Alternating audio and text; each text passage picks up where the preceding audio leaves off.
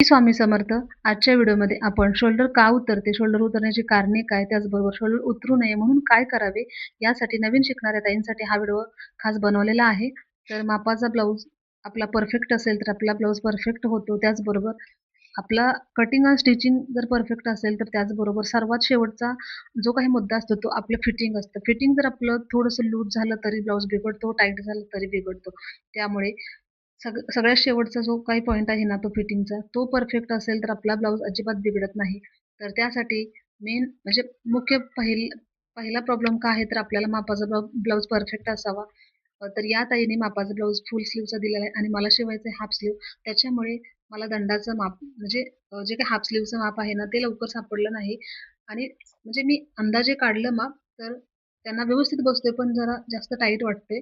असं घालताना जास्त म्हणजे जास्त दाटतोय त्याच्यामुळे इथे मला थोडंसं लूज करावं लागणार आहे आणि त्याचबरोबर थोडंसं काखेमध्ये थोडंसं खेचल्यासारखं होतंय ब्लाऊज म्हणजे याचा अर्थ मुंड्यामध्ये जास्त टाईट झालेला आहे. जास्त म्हणजे एक अर्धा इंच टाईट झालेला आहे. तर तिथे सुद्धा मला थोडंसं लूज करावं लागणार आहे ब्लाऊज. तर हे आहे मुख्य कारण आपलं शोल्डर उतरण्याचं. काखेमध्ये किंवा दंडघेरामध्ये आपला ब्लाऊज टाईट झाला तर आपलं शोल्डर 100% उतरतं. कारण तिथे ब्लाऊज आपला खेचला जातो ना खाली. मग आपण आपलं शोल्डर आहे ना ते अगदी म्हणजे उतरतं असतं ना, निमुळता भाग असतो ना, तो लगेच खाली घसरला जातो.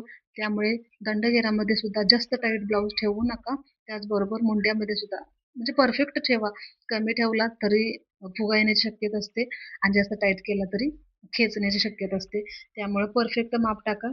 त्यानंतर तुमचा शोल्डर अजिबात उतरणार नाही आणि शक्यतो जो काही मापाचा ब्लाऊज असतो ना, तो परफेक्ट असावा. जर तो ब्लाऊजच चुकीचा असेल, तर आपला सुद्धा ब्लाऊज चुकण्याची शक्यता असते. काही कस्टमरांचं असंच असतं, कधी-कधी मापाचा ब्लाऊज देतात आणि नंतर सांगतात, की त्याला थोडं लूज करा किंवा थोडा टाईट करा, असं असतं. त्यामुळे आपलं कटिंग आणि फिटिंग काय स्टिचिंग जरी परफेक्ट असेल ना, तरीसुद्धा काही प्रॉब्लेम येतात. तर त्यासाठी अंगावरून माप घेणं हा बेस्ट पर्याय आहे. अंगावरून जर माप घेतलं ना, तर त्याच्यामध्ये काही प्रॉब्लेम नसतो. कारण मापाला येणारा ब्लाऊज हा 1 वर्षाचा, 6 महिन्याचा, 2 वर्षाचा असतो ना, त्याच्यामुळे खूप सारे प्रॉब्लेम होऊ शकतात. तर आपला जो काही ब्लाऊज आहे ना, तुम्ही परफेक्ट असा तयार करून घेणार आहे आणि याला नॉड लावायची काही गरज नाही. कारण थोडासा उतरत आहे. तुमचा जर ब्लाऊज जास्त उतरत असेल, शोल्डरमधून पूर्ण खाली घसरत असेल, तर तुम्ही याला नॉड लावू शकता. तर हे याच्यावरती म्हणजे ह्याच्यावरती मी उपाय तुम्हाला सांगितला आहे. जास्त जर तुमच्या शोल्डर उतरत असेल, तर तुम्ही नक्कीच नॉड लावा. अजिबात शोल्डर उतरणार नाही. तर पाहू शकता आपला ब्लाऊज छान असा परफेक्ट तयार झालेला आहे आणि या ब्लाऊजचं माप आहे 38 ते 39 साइज. त्यामुळे मोठ्या मापांना थोडीशी शोल्डर आणि मुंड्याचं माप टाकताना नक्कीच काळजी घ्या.